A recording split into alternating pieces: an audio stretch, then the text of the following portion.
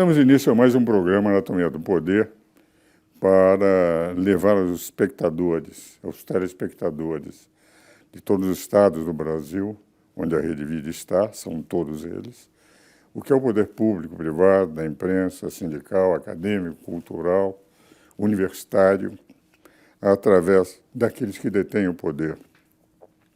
Hoje teremos, nesse 10º ano do programa Anatomia do Poder, o grande prazer de conversar com um dos mais brilhantes jovens deputados da Câmara Federal, da Câmara dos Deputados, e que defende os valores que nós temos defendido sempre na Rede Vida, os valores de família, os valores de uma sociedade justa, de uma sociedade não levada aos radicalismos que provocam esse mal-estar constante e, às vezes, até o ódio entre os próprios concidadãos. De tal maneira que temos como presença o deputado Luiz Felipe Orleans, que é descendente de toda a família de Bragança, da família que governou o Brasil no Primeiro e no Segundo Império, e que foi aquele período, inclusive, que no parlamentarismo nós tivemos o período mais estável da República Brasileira. Quando Dom Pedro II, em 1847, permitiu a adoção do parlamentarismo, completou-se 42 anos um sistema parlamentar de governo em que se discutia república, abolição da escravatura e, inclusive, aquilo que era um tema fundamental, a democracia. Os gabinetes que sucediam, e quando Deodoro derrubou o governo, os historiadores sabem perfeitamente que ele pensou que tinha derrubado o gabinete Ouro Preto, e não o rei, o imperador Dom Pedro II. E o dado mais interessante é que, quando Deodoro foi assumir a presidência, na antessala, Campos Salles disse: presidente, como é isso? Por que o senhor está com todas as condecorações recebidas do imperador? E se não fosse o Campos Salles, ele receberia o título de presidente da República com as condecorações do Império.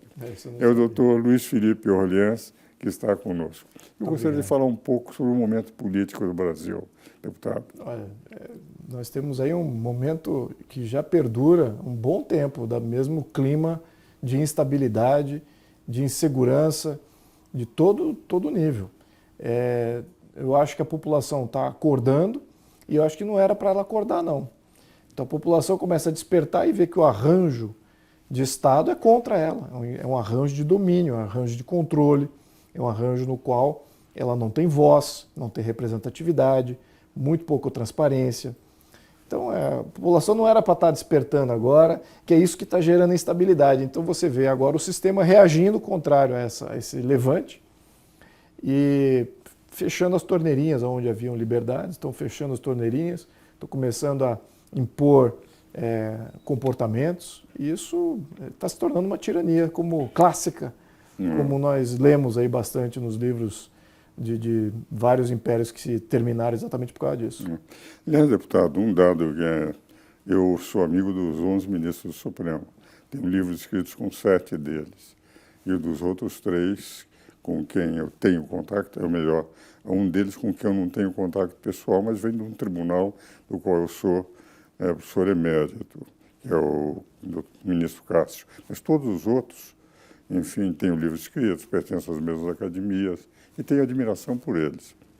Mas no momento em que o Poder Judiciário deixou de ser um poder técnico, que não representa o povo, quando nós debatemos isso na Constituinte, eu participei de audiências públicas, quando nós debatemos que seria um poder técnico, por essa razão aparece em último lugar.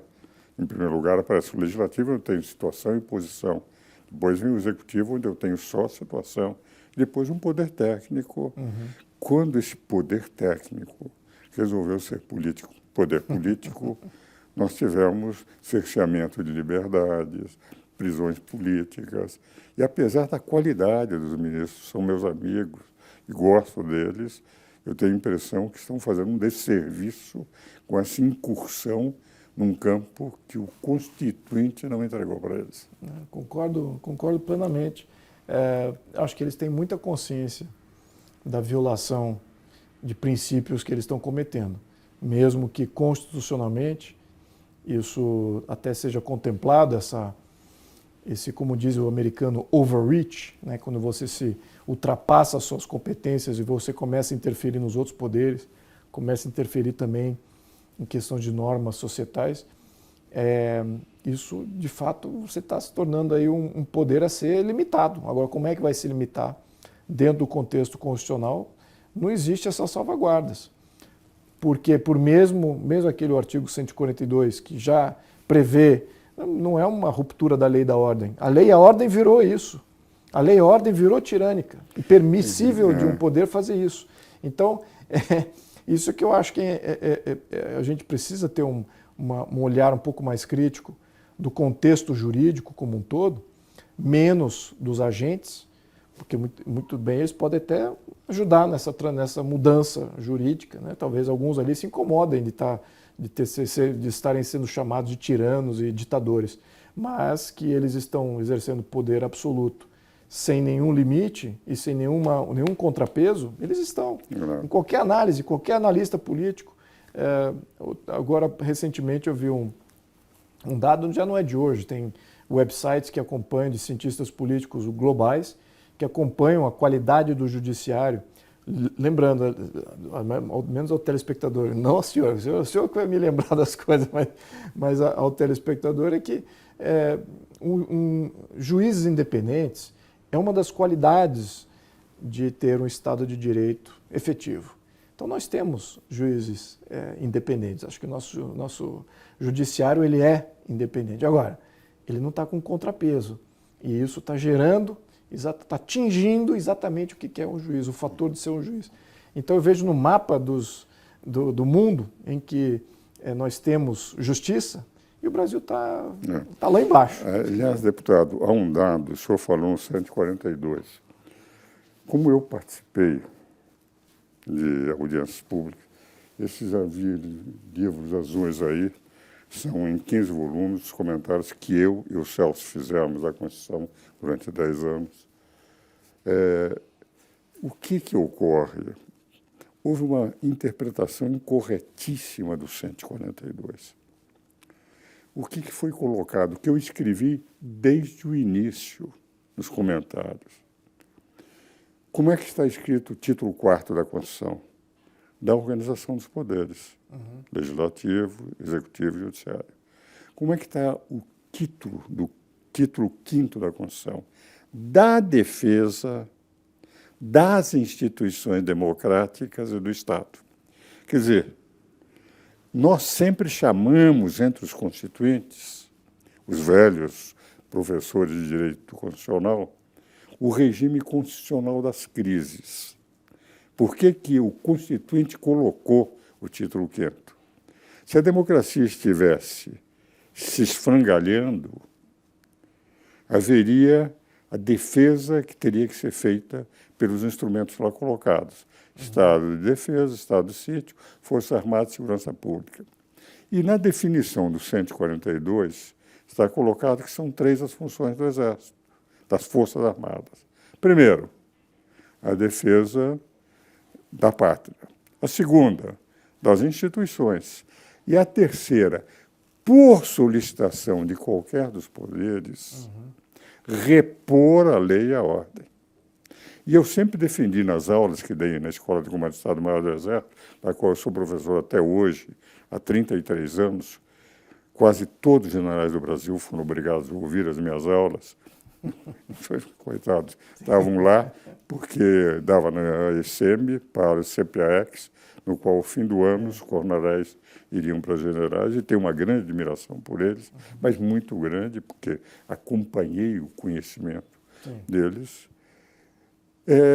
Eu sempre defendi que, se um dia quem solicitasse a reposição da lei à ordem fosse o executivo, o presidente não podia ser o comandante das Forças Armadas. teria que ser os comandantes das Forças Armadas e nem o ministro da Defesa, porque ele é um homem indicado pelo presidente da República. Agora, o que é repor a lei e a ordem não é jamais a desconstituição do poder. Por exemplo, o Supremo invadiu a competência. Um poder pede, manda repor, mandou prender alguém que não podia prender, porque a Constituição não diz. Um poder acha que não deveria perder, uma briga entre o Legislativo e o Executivo, vai ao Supremo Tribunal Federal, aos forças e diz, olha, esse não vai ser preso, sem desconstituir nada. Sim. Todos continuariam. Então, algo extremamente pontual foi interpretado, a meu ver, maliciosamente, o 142, como seria para ser golpe de Estado, e, de certa forma, o instrumento de reposição ficou prejudicado por essa interpretação que ganhou, enfim, tornando o Supremo Tribunal Federal um superpoder. Gosto muito dos ministros do Supremo, mas tenho dito que não concordo. Então, e nem por que isso... eles estão criando instabilidade política no Brasil? Estou criando, embora sejam extremamente competentes. Deveriam voltar a ser o que era o velho Supremo. Não, todos eles escreveram livros, são professores. E são bons juristas. Imagino que eles tenham noção plena do que eles estão fazendo. É isso que preocupa, porque de toda pessoa capacitada, de conhecimento, intelecto, e que tenha o poder na mão, e está agindo de uma maneira que não consegue mensurar suas próprias consequências e não se colocam como causa, isso é preocupante. Alguma outra coisa está por trás que motiva as ações deles e a defensoria da continuação dessas ações sem nenhuma alusão a qualquer tipo de reforma. Eles poderiam agora estar propondo legislação contra exatamente as ações que eles estão tomando, para equilíbrio do sistema. Mas eles acham que nem reconhecem o desequilíbrio, não acham que o que eles estão fazendo está gerando as consequências de instabilidade política e, consequentemente, não propõem nenhuma reforma e acho que precisam mais poder ainda para se manter ali perpetuados e blindados de qualquer interferência que a população, que os legisladores e que o próprio executivo possa fazer. Vamos continuar comentando sobre isso no segundo bloco. Aliás, muito excelente, muito interessante. Desculpa estar provocando a sua observação. Né? Vamos agora aos nossos comerciais.